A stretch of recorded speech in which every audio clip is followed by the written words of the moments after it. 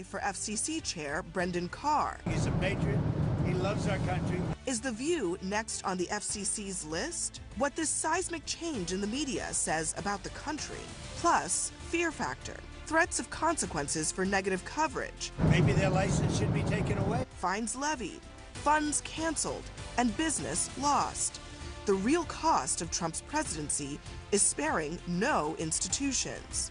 Also, Trump says Kimmel had it coming. Jimmy Kimmel is not a talented person. They should have fired him a long time ago. Comedians say it's no laughing matter. You can't go around firing somebody because you're fearful or trying to suck up to an authoritarian. Is the president going to have the last laugh when it comes to deciding what's funny? Live at the table, Scott Jennings, Ashley Allison, Lance Trover, Teslin Figaro, and W. Kamau Bell. Americans with different perspectives aren't talking to each other, but here they do.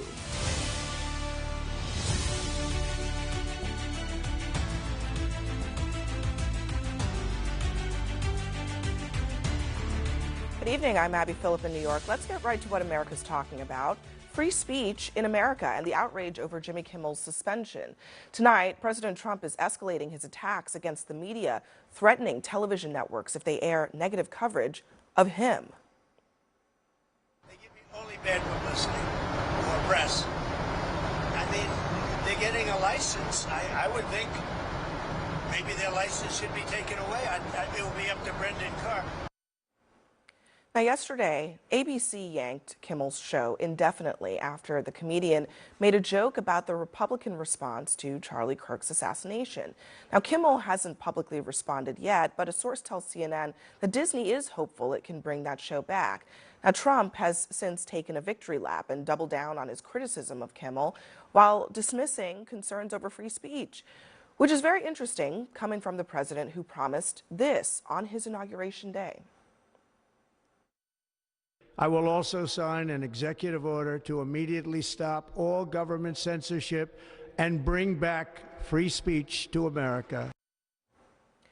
So what's next here? Trump says that he's leaving that up to his FCC chair, who also made it clear that the administration's work here is not done.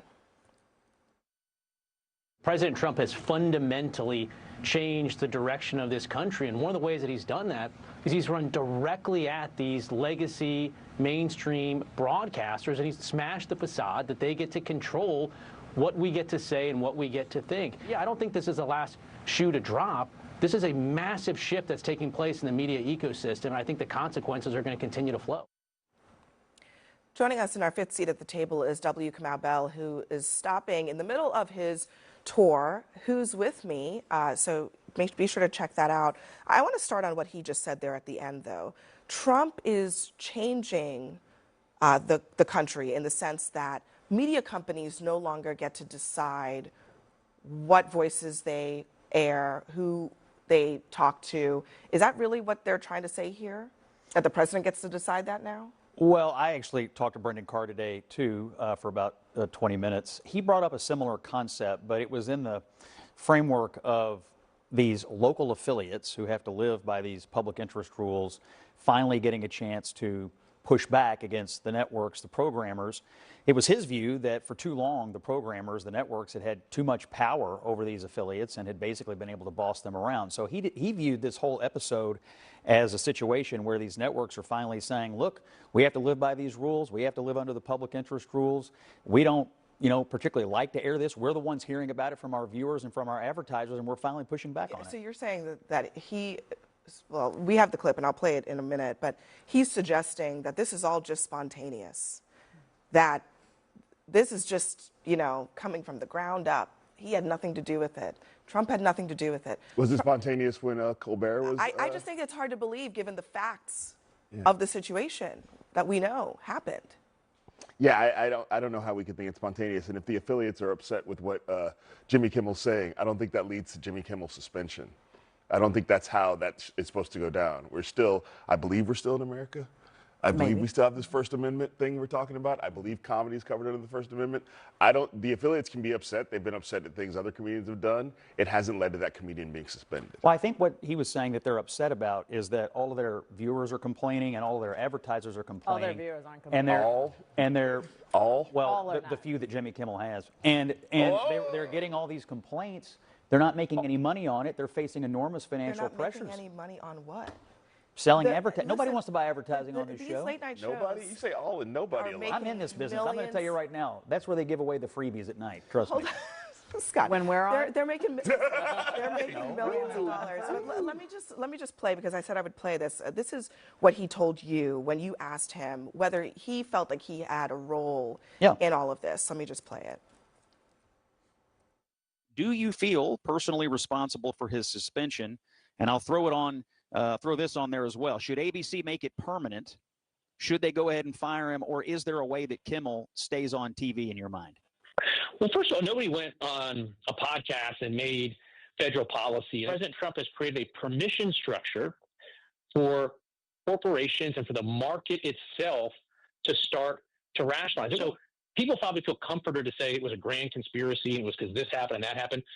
And they're frankly barking up the wrong tree. They're missing the broader dynamics that are taking place in the media ecosystem. Oh, I mean, he made it pretty clear. You can do this the easy way or the hard way. You can either do it yourself or I can get involved. So I thought it was surprising that he didn't take any responsibility for that. And perhaps it's because there's a clear legal standard here that he would violate if he had in fact pressured them, as he seemed to have done publicly. Well, I asked him several different ways if he thought he was responsible for it, or how he thought it went down. He has a clear point of view here, which is that these groups that own these affiliates, and I think the two companies are Nexstar and Sinclair, they own over 60 affiliates, that they, independent of anything he was doing, had made a decision that it was no longer in their best interest to have Jimmy Kimmel on the air. They suspended Jimmy Kimmel? Well, they told the network that they would not air it. So when you How does that lead to Kimmel's suspension? When you take 60 television stations that won't air something, the network has to make a decision. My point is that I don't think that it's credible for him to say I had nothing to do with it. He had something to do with it. I think I'm faithful in the American people in this moment, that they will be able to see the things that are playing out and call a spade a spade. I have this thing in my friend group we call 10 toes down. Say it with your chest. Say what you mean and do what you mean. And if you don't like what Jimmy Kimmel is saying, say you don't like what Jimmy Kimmel's saying, say you don't want him on the air, and then own it. Don't do something and then throw a rock and hide your hands. And I feel like that's what's happening. And I do think there are a lot of companies in this moment with this administration. Elections have consequences, acutely aware of that. I think there are a lot of corporations in this moment that have made decisions to get better aligned with the Trump administration. Some of those corporations are facing the consequences of this. We will see if ABC will also. It will be the viewers. I know you said all. But it's not all. We know it's not all. Because I know people who watch it. Well, we'll not see. All, it's somewhere between all and not many. many. That's okay. We'll see. Got the facts. Let's just be realistic. How is this not a straight-up business decision that they made? I mean, this is a guy who, I admit, used to be funny at one point in time. But at some point, he sold out to the woke Hollywood left and decided to become a political activist on his show. Go back through all of his monologues over the last year, and you can see it is a constant anti-Trump monologue. Then he goes out and does what he does. Maybe he just believed it. Perhaps he did, but that doesn't mean people need to watch it. He was the lowest rated of the nighttime shows. My guess is ABC's been looking to make a move on him the way that CBS was with Colbert. He cracked the door open. But that's not. I know that's not what most of the reporting that's out there says about the relationship between him and ABC. But here's the right-leaning outlet, the Free Press. Here's what they wrote today. This is what's known as jawboning, when state actors use threats to inappropriately compel private action. That's an awfully nice broadcasting license you have there, Bob Iger. Shame if anything happens to it because of your Jimmy Kimmel problem. And when the network drops a high-profile talent hours after the FCC chairman makes a barely veiled threat, then it's no longer just a business decision. It is government coercion. Well, first off, nothing's happened. There was a comment that was made on a podcast. What? Nothing. I thought you just said something did happen. I thought he was taken off the air. No, you're talking about. I'm talking about the FCC. There's been no policy action that is Okay. taken. There was a comment made barely on a veiled threat Yeah. that resulted in the action that they were seeking. It doesn't need to have happened. I always like to change characters in the story. Let's. I like to change characters in the story to see if I would hold the same. When I was studying law, I was like, if this person was the villain and this person was the victim, what would I do? If this was Joe Biden and it was Joe Biden's FCC chair and it was fill in the blank of someone you said, not my words, you said Jimmy Kimmel. A great Gutfeld show. Okay. Yeah. What would happen? People would be in outrage. And so all I'm saying is, it's not a matter of, I never watched Jimmy Kimmel's show. So I'm not like, it's not. No, nobody else did But either. what I'm saying is there will be a time when Donald Trump won't, and I know what you're about to say, Joe Biden, and I didn't agree with that when Joe Biden was trying to censor different platforms. I think we should have regulations. I have a legit question. But But go finish. ahead, ask me the question. Well, I'll have a legit answer. I just think we're missing the affiliates in this conversation. They are an important part of I this. don't think we're missing the affiliates Broadcast at television all. works different than cable, so Gutfeld is not a one-for-one. But number two, these television station owners, they have these local stations that are facing enormous pressures. They have a role in this, whether we like it or not. Where's the pressure coming from, though? From the Where's affiliates pressure? to the network. Let's be honest, Scott. I'm You disappointed. you had 60 stations in total that were saying they wouldn't put it on the air. Yeah, I'm used to you and Republicans standing in it. Let's stand in it. Let's stand in it and own it. Donald Trump said that I will be your retribution. Are you confused? You're looking like you're confused. I'm going to help you. That's a confused face. Look, he's doing it. He's doing it. He's doing the confused face. I don't know where you're going, but I'm listening. I'll take you there. Buckle up. We're getting ready to go there. Donald Trump said, I will be your retribution, and I will use every resource possible, including the FCC. This is the get back. And I'm not mad about it. When we went through what y'all call the woke era and the George Floyd era, and people were getting canceled and people were getting taken off the air, now this is about the get back. And so what I would say is that Democrats, and by the way, I'm an independent, just so we're clear, that if Democrats want to do something about it, then they have an opportunity to lead. They have an opportunity to put people in place. They have an opportunity to appoint their own FCC. They have an opportunity to get people on the bench to win the midterms. But we're not going to sit around here and play like this is just some big conspiracy. It's quite clear. Donald Trump has made it quite clear. You go against me, I'm coming for everybody. And guess what? I'm okay with it. I'm not going to cry about it with you. I'm not going to sit up and be in my tears. I'm a whole veteran, baby. So at the end of the day, yeah, come on in the foxhole and get comfortable.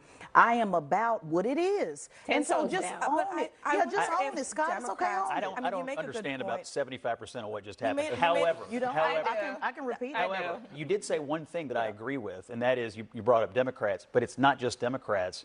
One thing Brendan Carr told me today, and it is true, that the current regulatory regime as it exists is set up by the United States Congress. 1934 Communications Act, and he said we're going to enforce that regime as it stands. And he said if they want to change it, if they want to make different rules, if they want to change the way these systems operate or the regulatory thing works, we'll abide by that. But right now, in his view, Congress has set up a system. They're enforcing that system, and until Congress changes it, that'll be what they do. I have to say, that is incredibly convenient spin on Brendan Carr's part, because one of the key parts of this is that it's not to say that the FCC doesn't have a regulatory role here.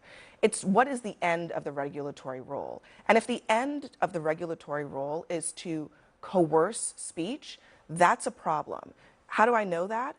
A very similar case came, in terms of the broad strokes of the issue, came before the Supreme Court a year ago involving the NRA. And the Supreme Court unilaterally said that New York regulators could not even use the threat of regulation to coerce the NRA to act in a certain way and impact their speech.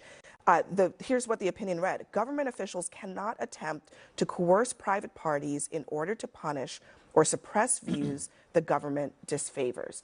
Now, if Brendan Carr wants to regulate in an even-handed fashion, in a non-ideological fashion, maybe that might be okay. But what he is trying to do is suppress speech that he doesn't like. And it's actually pretty clear that that would be illegal. But the problem is that what happens if you're a company, if you're Nexstar, and you want to make a deal, and you can't wait for this to go through the courts. What do? Well, you do what that affiliate did. You said I was losing the affiliates in this. I'm not losing them. They have a business decision to make. What do you do if you're Nexstar? Well, you do what Brendan Carr wants you to do. So the affiliates are under the same pressure. Now, right-leaning, they may be, but they are under the same regulatory pressure that I think Brendan Carr is aware might very well be illegal. That's why he's kind of backtracking from it. Well, I actually asked him today if he thought what he said was tantamount to coercion. He totally rejected that. I did read in the Wall Street Journal tonight that Nexstar said they made their decision without having had any conversations whatsoever with the government or the FCC. That's the nice thing about public statements. You can say it and you can hear conversations. Also, who you don't have to have who a little admits talk. to coercion? And you don't have to. You don't have to, because Donald Trump already said prior to being elected that anybody that does not get in line will face the consequences. So the conversation didn't need to be had. It was understood. More ahead. We're going to pause here. I want to continue the conversation and look at how this all fits into the big picture here. How the Trump administration has used the Oval Office to make threats to make changes. Stay with us. We'll be right back.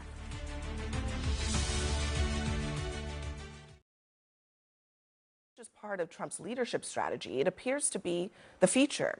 Just this week, Trump filed a defamation lawsuit against the New York Times that experts say is meritless. His threats against ABC News and Paramount earlier this year led to multi-million-dollar settlements from each. Universities have been major Trump targets, while some, like Harvard, have fought back. Others, like Columbia, have agreed to pay a $200 million fine to settle allegations that it didn't do enough to protect Jewish students from anti-Semitism on campus. Now, Trump has also gone after law firms that he deemed as dishonest and against the interest of America. And you heard the FCC chairman say that the president changed the country to remove power from broadcasters. And here's what he says is happening next. Our goal and our obligation here is to make sure that broadcasters are serving the public interest. And if there's local TV stations that don't think that running that programming does it, then they have every right under the law in their contracts to preempt it. And we'll see how this plays out. But I do think that, again, we are in the midst of a massive shift in dynamics in the media ecosystem for lots of reasons. Again, including the permission structure that President Trump's election has provided. And I would simply say we're not done yet with seeing the consequences of that shift. We're not done yet. That's the most important thing, really, to take away from all of this. And Teslin, you were just talking and describing this as sort of, you know, a kind of power play, a normal power play. But to me, it's what's striking is that this is not just any power play. This is about the First Amendment, perhaps the most important constitutional right that we have. And what happens when a power play erodes that to a point where it's no longer valid? I mean, do you think that there's a way to come back from that once it's gone? Well, there's a way if you have true leadership. You know, Abby, I'm more concerned about what is Jimmy going to do in this moment. What are leaders going to do in this moment? Are you willing to risk it all? Are you willing to be canceled? Are you willing? A lot of people say, well, I like people to play chess instead of checkers. I'm about the checkers. Let's be real clear about where you stand. This is a moment for people in America who maybe have done this out of convenience. I call it the consequences of consciousness. What consequence are you willing to face for what you believe in? Let's go ahead and go through the purge, Abby. Let's be okay with it. If you're willing to be canceled. Do you think other people should, standing with Jimmy Kimmel, I guess, maybe some of these other comedians that we're hearing from, we'll talk more about that later in the show, but I mean, is that what you're suggesting, that they should be putting themselves on I'm suggesting that whoever is about the leadership is going to expose itself. Many people say, you know, a lot of people say, well, I got mouths to feed, so I can't, you know, I can only go so far. I tell people, find the person that's willing to starve then. It is time for people to actually know what leadership looks like. And this is going to happen on the Democrat and Republican side. Let's see who is willing to fold. Let's see who's willing to stand. Is Jimmy going to fold? Or is he willing to say, I'm willing to risk it all? If that means that I have to work at Kroger, if that means I have to be an Uber driver, whatever it takes in order to stand. So I am interested in seeing what the leadership looks like, because I think it's been far too convenient. That goes for comedians. That goes for ABC, BET, Do Re Mi, FCC. Let's expose who is really about real leadership. Let me play what J.B. Pritzker said about all of this coming from Trump. Listen. We see it in authoritarian regimes when things just happen. You know, there's a whole cadre of people who just step back, sit back, they're bystanders. They don't do anything about it because they're hoping if they duck and keep their head low, nothing will happen to them. Well, eventually something happens to them. It's the playbook. You know, read On Tyranny, read so many books about how authoritarian regimes come about. That is what Donald Trump's trying to effectuate here. Let me add on to that, Lance. This is from a former Russian dissident, a pro-democracy activist, Kasparov, and he wrote, "Freedom is often lost under mountains of paperwork and crippling fines rather than a cinematic showdown with a dictator. Many of the Russian government's targets were never actually arrested or charged with any specific offense. Many more were never targeted at all. A few high-profile people got shaken down and everyone else got the message." And before you say it, he's talking about Putin when he talks about a dictator, okay? So, but what he is saying is that you have to understand that this is not going to look like some dramatic thing of tanks running down the street, that it's actually going to be the one guy that maybe everybody agrees is not so funny, but then everybody else just stops doing the thing that the regime wants them to do. Donald Trump, the authoritarian, haven't heard that in like the last 5 minutes or 10 years from every Democrat across the... No, it's the same... engage with it. I mean, I'm curious, like, actually engage with the idea. When people say that, not hard left-wing Democrats, but somebody who literally came from Russia. What does it say? What does it say to you? What does it say to me? It's the same talking point I've heard for 10 years about Donald Trump. You guys act like it's the end of the republic that this guy got fired last night. That was clearly a business decision. No, it's not the end of the. Everybody here is talking like this is the end of the. Everybody. No, I'm saying every Democrat out there is acting. But here's what let's talk about the position of conservatives and how they view some of the stuff you talked about. Because in the world of conservatism, conservatives have dealt with a media that has been controlled by a select few people. And I think this is why the left is spiraling, because they're losing control of the media that they have controlled, telling people what they should think, how the what they want to cover, who they want to talk to when they're covered. But is it controlled by the government, Lance?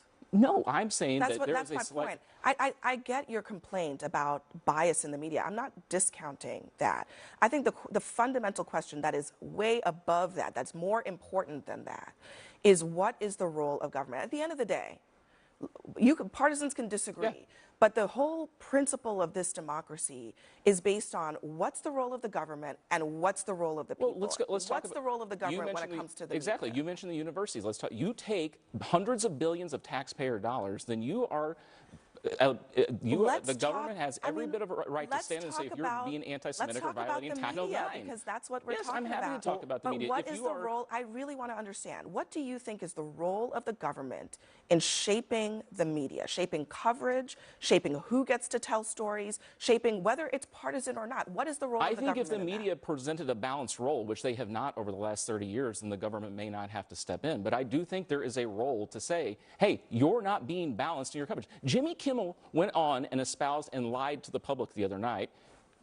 That's a fact. That's what he did. And by the way, the Wall Street Journal is reporting tonight, he wasn't even going to apologize for it. He was going to make it worse. He was going to blame MAGA. I hear this a lot. I hear this a lot, that the media is controlled by the right or the left. I think the media is controlled by money, quite honestly, because it's a business decision, right? It is? But no, I'm using your words. I'm using your words. That was a late night joke. But if that's the case, if the media was really controlled by, how do you get a Donald Trump elected? How do you win the House and the Senate? How do you have Republican governors? Because democracy can still work. So it's not the American public was so sick and tired of it, they stood up and said, we're tired of this three TV stations. Yeah, so what's the problem? So I mean, I'm like, you're making my point. I'm not crying about anything. But what I'm saying is, like, the mediums in which they received information, watched debates, we're all on TV. We're all on these media networks that were controlled by woke folks, and yet you still won. So are we really controlling it? I'm totally not getting what you're saying. I'm saying for 30 years, at least from the conservative movement, there is a select few group of people in ivory towers in Washington, D.C. who tell people, these are the stories we're going to cover, these are the people we're going to talk to, and we're going to tell you how to think. Is what you're saying in this moment. And the American public is sick of it. And what you're saying in this moment is a square box argument that conservatives use. And I will also say what you said a few minutes ago is a square box of what people say Democrats use, that this is the end of the republic. What is it? Like, I'm really trying to get clear on it. You're saying that media is controlled by leftists, but you all literally have all the power. You have the Supreme Court, you have the White House, you have the Senate, you have the Congress, your redistricting lines. Can I argue? How do we even control argue that conservatives have a majority of the media Sinclair right now? is When pretty you look conservative, at in the my top opinion. YouTube, Facebook, podcasts, What they're is- mostly conservative. I mean, listen, Scott, I'm just giving you your flowers here. I'm just saying. But they got want it it all. all. They This is want a it all. very They want the conservative House, the dominated Senate, I don't media know. ecosystem that we are in right now. I would quibble with that, but I will give you a short technical answer to your question about the role of the government.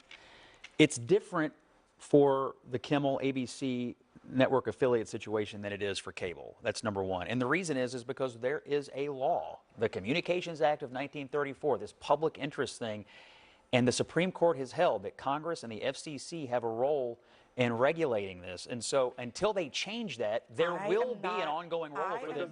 Sinclair has a role in regulating. Listen, this. I did It not. does, because they own the network affiliates, and the not network disputing. affiliates have to follow the law. They're Scott, the ones with FCC licenses. We have more to continue, but I'm not disputing. The FCC exists. It's been problematic for a long time. They have a regulatory role. But the question is, when that regulatory role is about curtailing speech, that's when we have some bigger fish to fry as a country. And I think that's fundamentally what the conversation is about. And listen, it's conservatives who have been fighting for that, okay, for a long time. That's why you're seeing pushback from a lot of conservatives who say, FCC Chairman Brendan Carr should have stayed out of this and let it be a business decision, but he didn't do that. And now the consequences are we're gonna talk about it because it's out in the open what the objective is. And okay, more ahead, because the other part of this is about comedy. And where does it stand in this moment? I mean, what is the future of comedy? We of course have a comedian who is on tour right now. We're gonna ask him. That's next.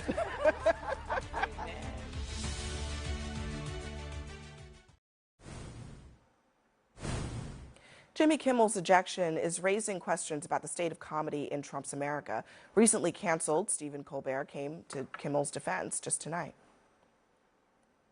Now, this may seem bad, but Carr was quick to reassure everyone, posting, "While this may be an unprecedented decision, it is important for broadcasters to push back on Disney programming that they determine falls short of community values." Well, you know what my community values are, Buster? Freedom of speech.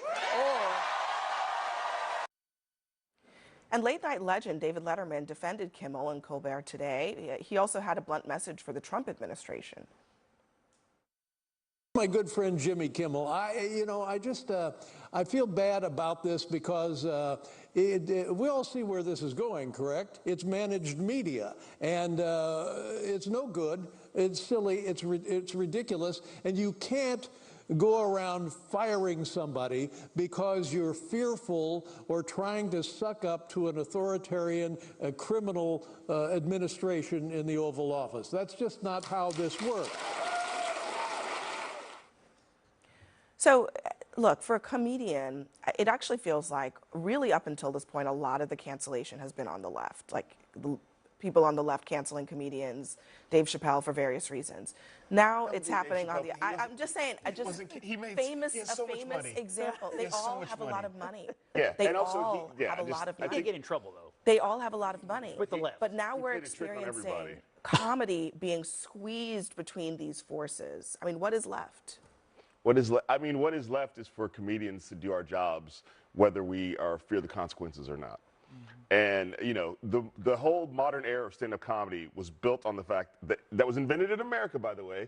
America invented stand-up comedy. It's because we were a country that had free speech. And because we have free speech, the arts are allowed to do what they want to do. The artists are allowed to say what they want to say. And we've all enjoyed it for years and years. But the minute you tell Jimmy Kimmel and you show all the comedians that he said this thing, we don't like that thing, he's now suspended, you're actually, it's daring comedians to self-censor themselves before they say something. And that's not where you get the good comedy, everybody. That's not where you get the good opinions when and that's what I think this is about. This is about forcing comedians to think twice before they say something that might offend the president or somebody who's representing the president. And comedians, there's an open letter going right now of comedians signing it saying, we stand with Kimmel, but it's really we stand with the First Amendment, which I thought was what we were supposed to do in America, was stand with the First Amendment. Do you agree with what he said, though? Do you agree that what he said was an inaccurate and a lie? I mean, everybody knew. No, I'm serious question. I'm trying. I was about to use my mouth to answer it. No, the governor of Utah, you could have gone the day before had said this guy was indoctrinated by the left. He went out and said the complete But he did that opposite. based on vibes. He didn't have any evidence of that. There's no evidence Are of we that going to guy. go down this road again? Seriously, we're going to deny that? Well, we want to wait on the evidence. We want to wait on the evidence. I'm going down all the roads. You're not answering my question. I'm serious. You didn't give me you've been talking for... Do you think what he said, you agree that it was inaccurate, it was a lie? I think, first of all, I think judging comedians about what they say is true or not is actually not understanding the job of the comedian. The job of the comedian is to tell a joke and make a point. And if you judge comedians about accuracy of their statements, comedy ceases to exist. He's not a reporter. He's not Abby. He's not a journalist. He's a stand-up comedian who is telling a joke to make a point for his audience. That got a big response. Do we think we should hold comedians to the standard of truth? Do we think we should hold politicians to the standard Comedy's of truth? going to get real dry if you hold comedians to the standard. That's a super interesting question. If the standard is you go on broadcast television, you start telling some lies, then the FCC can punish the company that allowed you to tell those lies. I mean, you're really ready for that? I got a Trump file of lies. I'm talking about the term is what's the lie, though. That's the thing. Seriously, that's a really important question. Like, are you going to go down that road where if a politician named Donald Trump goes on, ABC News and starts telling lies, and then ABC News can get regulated and punished for airing those lies? And what are we doing? Or not even a politician, well, a commentator. No one's being... By the way, these are bona fide news programs. They get exceptions. That's why Stephen Colbert is allowed to have on, I guess, 200 Democrats and 0 Republicans. And so the actual late night 200 shows... Democrats? Where do you get these numbers from? Can I... The news. The news. I mean, give or take. The reporting. The news of the lies. 200 and 0. So 200 and 0. So he just said when you get these exceptions, you're actually allowed. See, he just lied. He just lied. Well, you just lied. I'm not lying. 200 and 0 is the truth? I don't know. I can look it up for you. I don't know You if can. it's It's not 200 or 200 not, zero. but what I actually think happened I'll look it up for you. is an attempt to happen. I fundamentally believe, and I think it's working in some instances. It's not just actually to silence comedians, because actually comedians is the last stop, right? Comedy was supposed to be the last thing that there's a little truth in every joke, right? But there's also some funniness to it. It's to stifle journalists. It's to stifle people like me who come on and give opinions that people don't agree. And to honestly stifle potentially people like you in a moment when Republicans don't have power. And so I actually do not think this is a partisan conversation. I actually think people should pay attention because the First Amendment applies to everyone. And as someone who grew up in a town where the KKK marched every year, I didn't like the KKK. The KKK surely didn't like me, but they got to do it because that is America. And in a country where we limit free speech and we say the KKK shouldn't be able to march in the streets, then that is the First Amendment that we do not live in America anymore, and that is a danger. Right, what does Google say? Since I was called a liar. I said you lied. I didn't call you a liar. I said you lied. You called me a liar. So according to this article, July 26, 2025, since 2022, I stand somewhat corrected. Colbert has hosted. Colbert has hosted 176 left-leaning guests and only one Republican on the soon-to-be-canceled Late Show. Well, I'm in law school. I like sources. Now, who is the source that you wrote? Because they be lying too. Because you the said source of this remember is you said the left runs all the media. This is a story in the New York Post. Y'all say they be lying, so we can't go with that. So we reject motion denied. Just to be clear, you call people a lawyer. I give you a news source, and then you. But you also said that the news source be lying. Remember? Hold on a second, Scott. I'm gonna take the fact check on that issue, and we're gonna leave it be for now. But I want to play.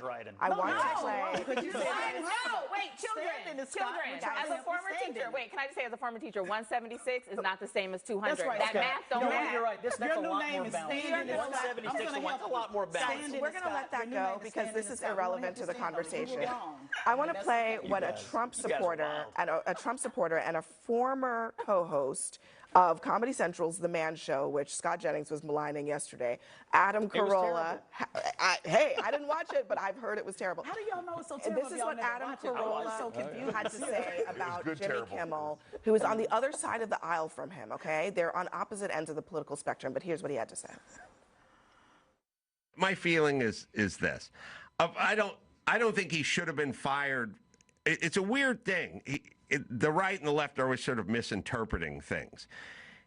He was inaccurate about something. It wasn't like he was necessarily attacking Charlie Kirk. He was trying to dump it on Trump and inaccurate about it. And I don't like the government getting involved. And I've heard every side of the story. And in general, I just want people to speak, and then the ratings will do the talking, and you can support them or not support them. Let the ratings tank is a decent argument. That was my argument from the beginning. That's the thing I love the show with. I get it, but I think that's a totally legitimate argument if that's in fact what you were saying. But you can't ignore that that's not what happened here. That is exactly what I argue happened here. And you can't ignore that Trump also didn't go out and then say, we need to also cancel Seth Meyers and also Jimmy Fallon. This is about an enemies list. This is not about him worried about the ratings of these networks. In law school, you have a fact pattern, and the omission of the fact that the FCC chair said you can do it hard or you can do it, that is a essential fact in this fact pattern. You can't disregard it. I'm not saying it would be a determinative factor what the jury would decide, but you would not omit it if you were prosecuting the case. And one other thing, I mean, you know, there was some person who was sending messages to me on X about this. Back when Tony Hinchcliffe was in Madison Square Garden calling Puerto Rico a floating pile of trash. People were offended by that. Was that the truth? People were offended by that. A lot of people were offended by that. And they said so. And you know what the vice president said at the time? Maybe it's a stupid racist joke. Maybe it's not. I'm not going to comment on the specifics of the joke. I think that we have to stop getting offended by every little thing in the United States of America. Is that still true? Well, whether people are offended by what Kimmel did or not, to me, is secondary, A, to the business case, and B, to the legal statutory regime. And I'll just ask you guys, if you all agree that this law exists and there is a public interest rule, is it in the public interest for something that has a bona fide news show designation to have on 176 Democrats and 1 Republican over a 3-year period? I think there are legitimate statutory reasons why these network affiliates were beginning to push back, because they shows that got imbalanced, the viewers were not happy, and neither were the advertisers. Well, I can answer that. I do Fox News. So I do about 60, 70 times a year Fox News. Let's talk about the imbalance on Fox News. I'm probably one of the few. A cable channel, not the same as a broadcast channel. I know, but I just want to answer about balance. And I do want to point this out, if I can just have a minute, about inaccuracies. I will absolutely say that if he was inaccurate about it, let's be clear, he should be accurate. The same way the right should be accurate, like you guys were totally inaccurate about George Floyd, who, by the way, has the same birthday as Charlie Kirk, in case you didn't know. They were born on the same day, October 14th. You're looking confused again, Scott. Let me come walk up with this non sequitur trivia. We have to leave it there. I know it's so confusing. We got to leave it there. Point is, I'm okay with fact checking. Next, former Vice President Kamala Harris says in her new book that she could have picked Pete Buttigieg as her running mate if only he were a straight white man. We'll discuss that next.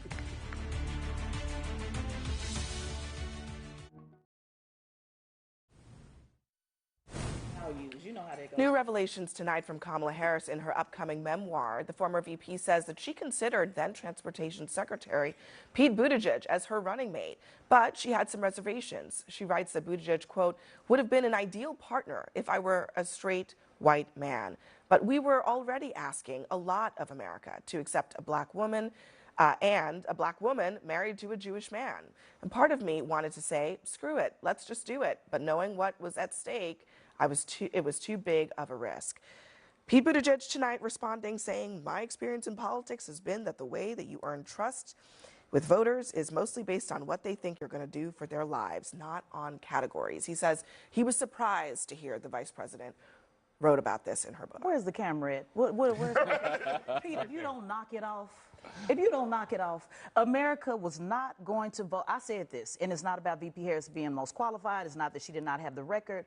There was no way that VP Harris was going to win a race in 100 days. There was no way that this country that is not elected a black woman as governor was going to put her in position. It was a setup right out the gate, and there was no way that Mayor Pete, was also going to be on that ticket. So this is self-serving for him to say, and I'm here to tell him to knock it off.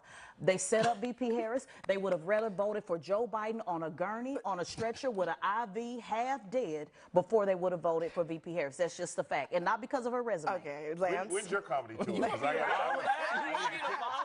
'Cause I can't follow that. Quickly now, Why are we tell me what conservatives would have done if Pete Buttigieg had been on the ticket. What would they have done? Can I answer that one? I don't know. It'd have Why been are we ugly. talking about her? That she is just doing. Like, she needs to do some introspection and really think about it rather than writing books and casting all the blame. She was a terrible candidate. Bottom line, I think we agree with that. She was a terrible. No, we don't agree candidate. with it. I was agreeing that she was set up. I never said she was a terrible candidate. I'm somewhat surprised to hear the standard bearer of the Democratic Party openly admitting to actual discrimination against gay people. No, we're not discriminating. They're openly admitting she is that you openly as a white saying man. Yeah, that no. she thought that picking a gay running mate was somehow going to make it worse when she had already endorsed public funding for But she knew you transgender would never vote surgeries. for it, How do we get from Scott. gay man to transgender surgery? Are those the same? She already had positions. Wait, is gay man and transgender Because surgery she- the same? because That would she have was been the saying- campaign She area. was saying the American people. You just connected gay man and transgender surgery. I think in one in a move. way that is an honest assessment of where it would have gone. Yeah. It would have gone straight from But here's gay my man to point. trans. Because of people like him. She had already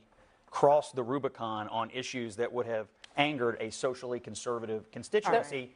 Pete Buttigieg was not going to make The it. reality is, So the you reality go down in is, flames. the reality It's is, not like she picked the most manly choice to follow. the reality is, It's a in business America, we've decision, only my had friends. We've got to go. Everyone, thank you very much. We'll be right back.